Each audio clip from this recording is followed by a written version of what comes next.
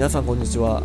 今回はですね、羽田空港の LDA ウイスキーランウェイ22アプローチについて解説していきたいと思います。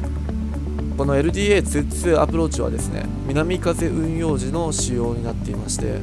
羽田空港の天気がいい時に使われるアプローチになっています。世界中でも LDA アプローチの空港は珍しく、日本での LDA アプローチというのはこの羽田空港ぐらいしか運用していません。この LDA アプローチはですね ILS とは違って3度の降下角のガイダンスがないため、縦方向の降下計画も行いながら、降下していく形になります。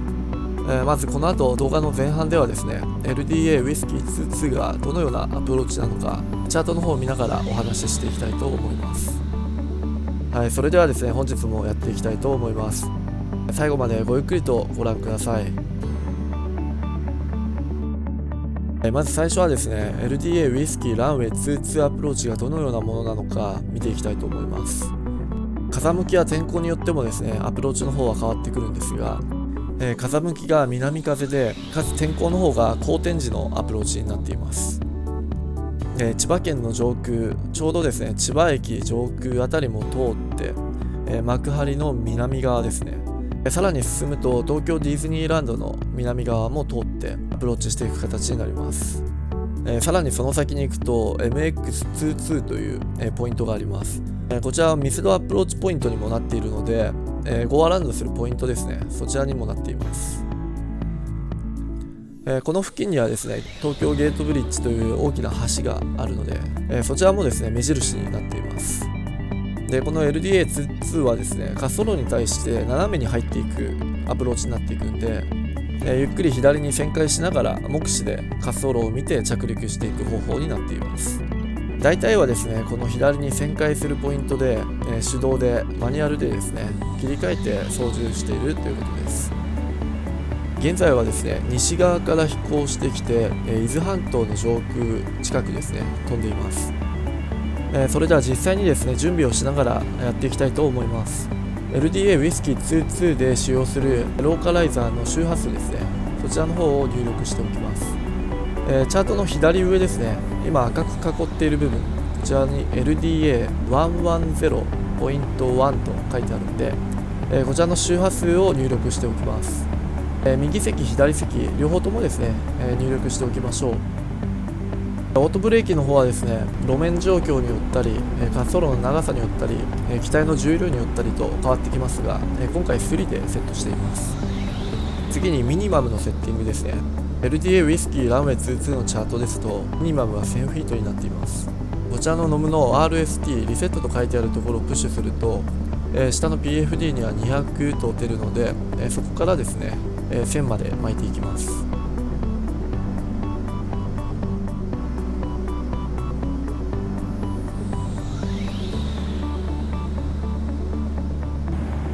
次にデパーチャーライバルページの方、そちらの方もセットしておきましょう。こちらの RJTT の右側ですね、アライバルと書かれたところをプッシュします。この画面でですねスターの方とアプローチの方ですね、選択していきます。アプローチの方がですね7ページ目 LDA ウイスキー22、こちらですね選択します。左側のスターの方ですね、こちらの方は大島1ブラボーですね、こちらを選択します。さらにベーコンというウェイポイントもこちら通っていくので、選択してエクスキュートをします。本来であればスターの方とアプローチの方ですね ATC の方から指示が来る形になっています。大島1ブラボーのルートはこのようになります。スターの方はですね全ての航空機が大島1ブラボーアライバルというわけではなく、出発地であったり航空路によって LDA22 の場合はですね、こちらのアクセル1ブラボーであったり、また南側からの到着機の場合はアローサ1ブラボーアライバルなども使ったりもします。羽田空港にはこのスター、標準到着経路ですね、こちらの方が約60ほどあります。その日の風向きであったり、天候ですね、また時間帯によってもこのスターの方は使い分けられています。はい、少し話の方がそれてしまったんですが、現在はですね千葉県の館山付近を通過したところで、ルートの方をですねシャフトに直行させるルートに変更しました。次のウェイポイントのシャフトですね、こちらを8000フィートで通過していきます。その後ですね、LDA ウィスキー22のチャートで一番最初に通過する地点ですね、イニシャルアプローチフィックスのベーコンを7000フィートで通過します。その後がビブロ、さらにインターミディエートフィックスのビーストですね。最後ファイナルアプローチフィックスのボンドという形になります。でこの後ですね、ローカライザーをキャプチャーしてミスドアプローチポイントまで向かっていく形になります。あともう少しでですね、ウェイポイントのシャフトを通過します。先ほどナビゲーションラジオに入力した110.10ですね、こちらの方をですね、右と左両方ともアクティブにしておきましょう。これで後ほどローカライザーのポインターですね、アライブになった時にローカライザーキャプチャーできるようになります。またアプローチページの方から、着陸時のターゲットスピードの方もセットしておきましょう。今回は VLEF30 の143を入力し、ウィンドコレクションですね、プラス5ノットで最終的には148で着陸する予定です。残りおよそあと4マイルでシャフトの方を8000フィートで通過してくれそうです。今回はですね、最後まで VNAV 使っていきたいと思います。それではですね、スピードインターベーションボタンを押して、スピードの方をですね、フラップアップスピードにしていきます。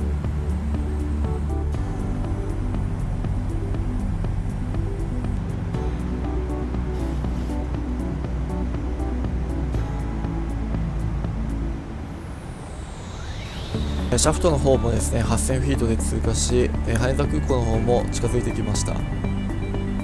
アルトの方ですね、5000フィートにセットして、最終的には1000フィートまで下ろしていく予定です。またヘディングの方もですね、フライヘディングとして正面に合わせておきましょう。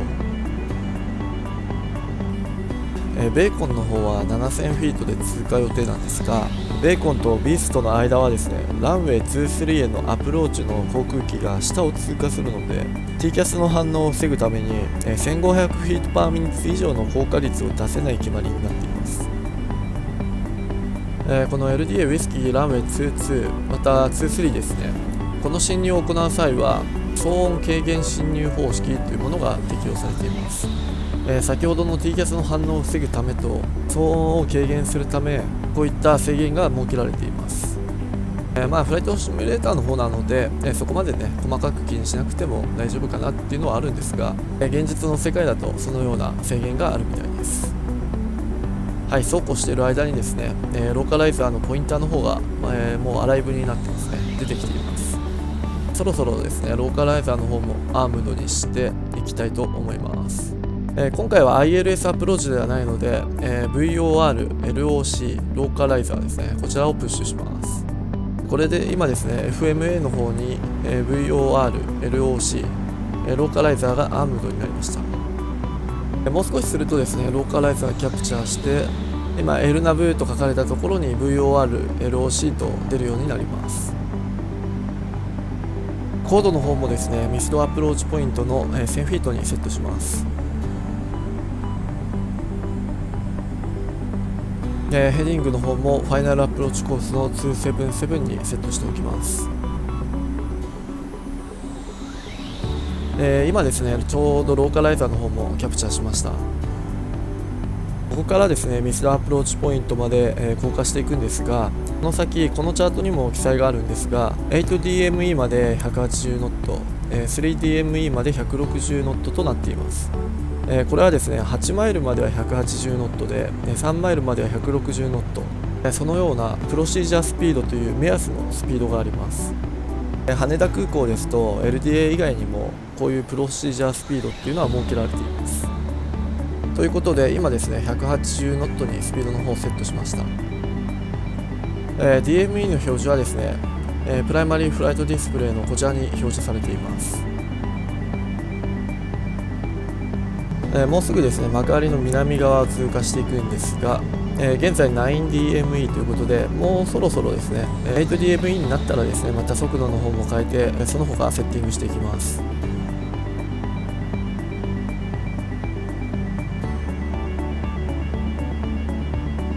はい、それでは 8DME になったのでフラップ5、スピードの方を160ノットに落としていきます。滑走路の方もう見えてますね。ランウェイイーサイド。正面にはですね、東京ゲートブリッジも見えてます。その手前ですね、ミスドアプローチポイント付近でオートパイロットを切って左旋回していくような流れになります。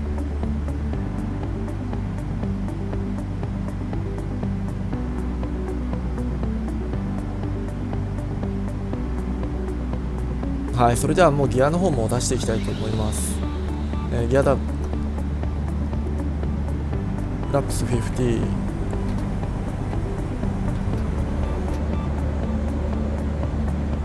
ちなみにこの LDA ウイスキーランウェイ22はですね、約55度オフセットしています。右側には東京ディズニーリゾートの方も見えてきました。これからですね、少し忙しくなるんですが、エンジンスタートスイッチズもコンティニュアスにします。まもなく 3DME になります。ファイナルのターゲットスピードまでスピードを落としていきます。はい、3DME になったのでフラップ30、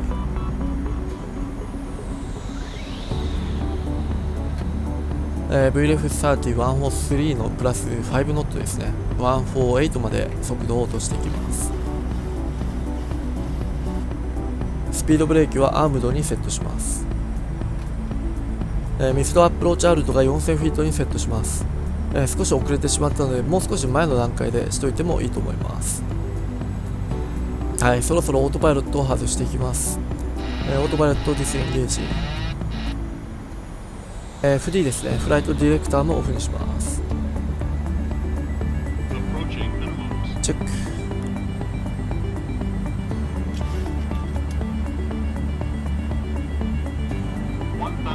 チェック、ランディング。またやることは多いんですが、ヘディングもですね、ランウェイヘディングの222にセットしておきます。左旋回するときですね、ナビゲーションディスプレイの方に時期を表している三角形のマークからトレンドベクターというものが出ていて、滑走路の延長上の点線になっているところを合わせていくと滑走路真ん中に持っていきやすいというのもあります。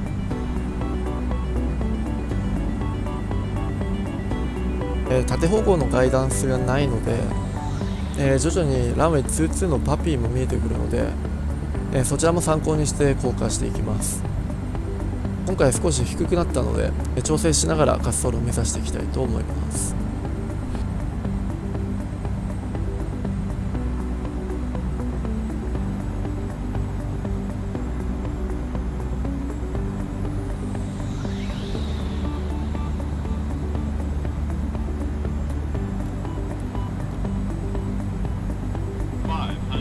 チェック、